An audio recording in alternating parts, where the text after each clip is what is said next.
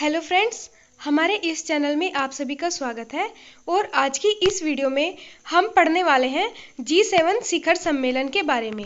G7 शिखर सम्मेलन होता क्या है और जो हाल ही में 47वां G7 शिखर सम्मेलन चल रहा है उसकी मेजबानी कौन कर रहा है, और उसके बारे में हम कुछ इम्पोर्टेंट फैक्ट्स को देखेंगे कि इसको क्यों इस संगठन को बनाया गया था, इस संगठन की हिस्ट्री क्या है।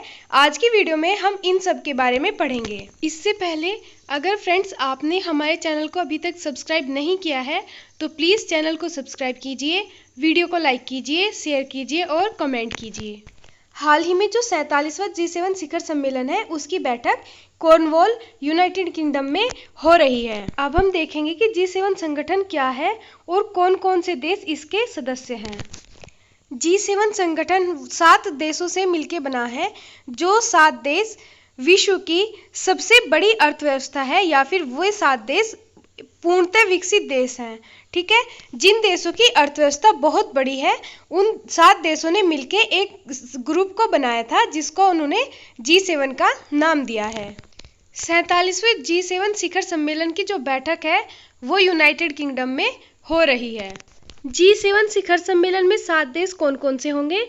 America, Canada, Britain, France, Germany, Italy और जापान। इन 7 देशों ने आपस में एक ग्रुप को बनाया है और जिसका नाम उन्होंने क्या दिया है? G7। अब हम देखेंगे कि अलग अलग देश से इसकी अध्यक्षता कौन करेंगे। इसकी अध्यक्षता करेंगे अमेरिका से जो बिडेन, ब्रिटेन से इसकी अध्यक्षता करेंगे प्रधानमंत्री बोरिस जॉनसन, फ्रांस से इसकी अध्यक्षता करेंगे फ्रांस के राष्ट्रपति इमैनुअल मैक्रों, कनाडा से इसकी अध्यक्षता करेंगे कनाडा के प्रधानमंत्री जस्टिन ट्रूडो, और जर्मनी से इसकी अध्यक्षता करेंगी चांसलर एंजेला मर्केल, और जापान से इसकी अध्यक्षता करेंगे जापान के प्रधानमंत्री सुगा योशिहिदे। इटली से इसकी अध्यक्षता करेंगे प्रधानमंत्री मारियो। यूरोपीय संघ से इसकी अध्यक्षता करेंगे आयोग के अध्यक्ष वॉन डेर लेयेन और परिषद के अध्यक्ष चार्ल्स मिशेल।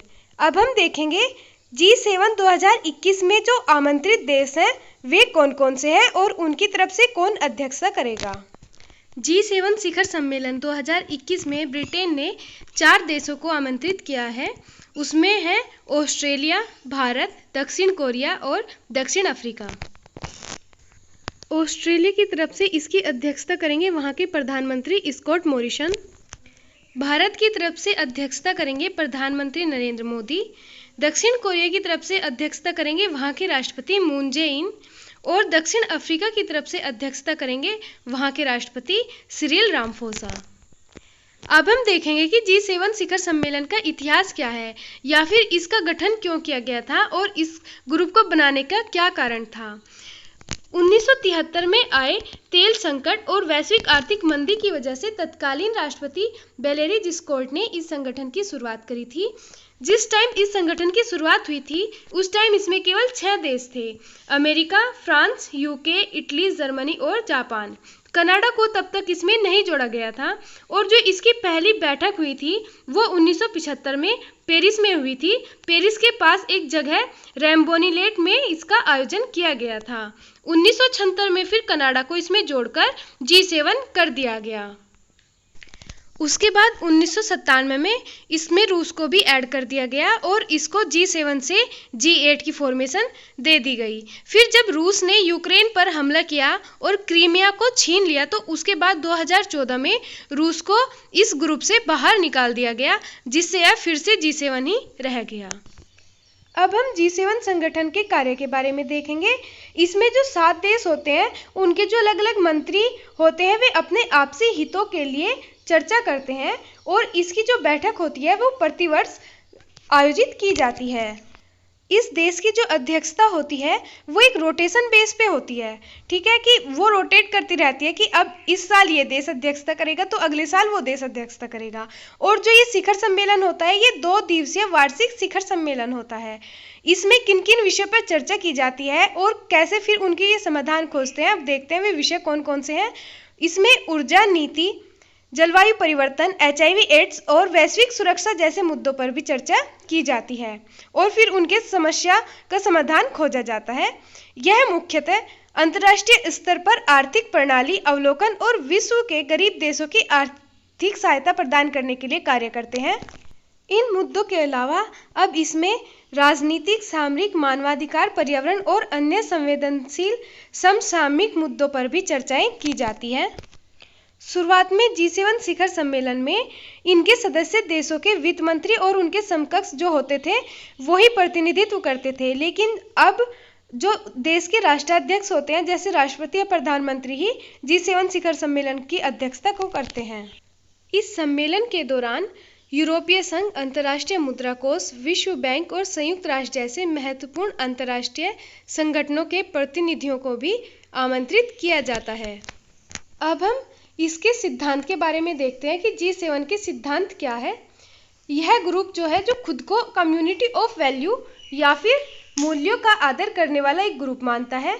इसके सिद्धांत है स्वतंत्रता और मानवाधिकारों की सुरक्षा, लोकतंत्र और कानून का शासन और समृद्धि और सतत विकास। अब हम 47वां G7 शिखर सम्मेलन के बारे में देखेंगे कि इसका उद्देश्य क्या है और इसमें कौन कौन से मुख्य टॉपिक उठाए गए हैं या फिर कौन कौन से मुख्य टॉपिक पे इसमें बातें की जाएंगी।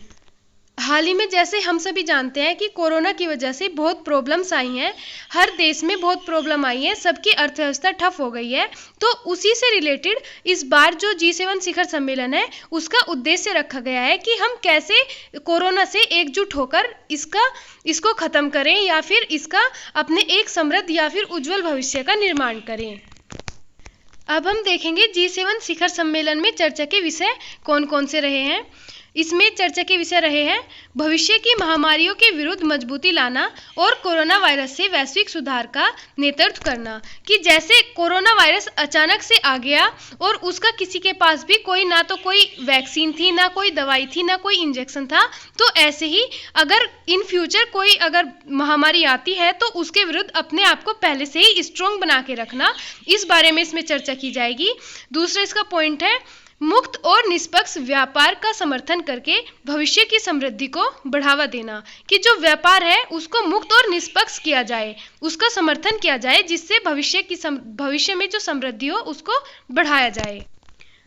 चर्चा का अगला पॉइंट है जलवायु परिवर्तन से निपटना और ग्रह की जैव विविधता का संरक्षण करना। कि जो जलवायु परिवर्तन अचानक से हो जाते हैं, ये बिना किसी ना तो इसका पहले से पता चलता है कि जलवायु परिवर्तन होगा, तो जब वे अचानक से हो जाते हैं तो उनसे निपटना और बाकी जो ग्रह की जैव विविधता होती है उसको संरक्षित करना, इस बारे में भी इसमें चर्चा की जाएगी। और साझा मूल्यों और खुले समाज की हिमायत करना भी इसका एक मुख्य टॉपिक रहेगा जिस पर चर्चा की जाएगी।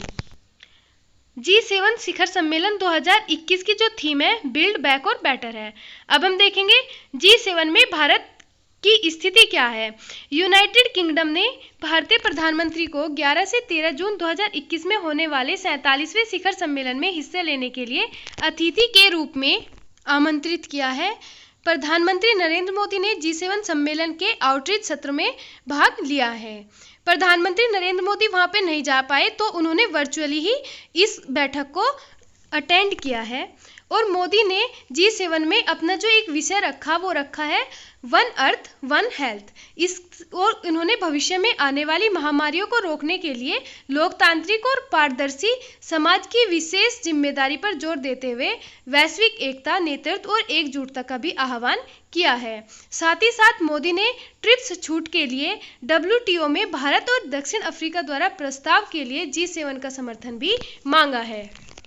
साल 2020 में अमेरिका के पूर्व राष्ट्रपति डोनाल्ड ट्रंप ने भारत, ऑस्ट्रेलिया, साउथ कोरिया और रूस को इसमें शामिल करने का प्रस्ताव दिया था। उनके अनुसार G7 को G10 या फिर G11 कर देना चाहिए, लेकिन रूस ने जब यूक्रेन पर हमला करके जब क्रीमिया को छीन लिया था तो उसके बाद 2014 में G8 ग्रुप में से इसको निष्कासित कर दिया गया था। और फिर उसके बाद जब डोनाल्ड ट्रंप ने ये प्रस्ताव रखा कि भारत, ऑस्ट्रेलिया, साउथ कोरिया और रूस को इसमें शामिल कर दिया जाए, तो ब्रिटेन ने और जो यूरोपीय देश है उन सब ने इसका विरोध किया। क्योंकि जो रूस है वो सभी देशों पे साइबर अटैक्स करता रहता है। साइबर अटैक्स मतलब वो सब देश की जासूसी करता रहता है, और इस वजह से इन सब का कहना है कि अगर हमने रूस को इस ग्रुप में शामिल कर लिया तो उसके पास बहुत सारी पावर्स आ जाएंगी और फिर वो और सारे अटैक्स करेगा। तो इसीलिए ब्रिटेन और अन्य जो यूरोपीय देश है उन्होंने रूस को अपने ग्रुप में शामिल करने से मना कर दिया।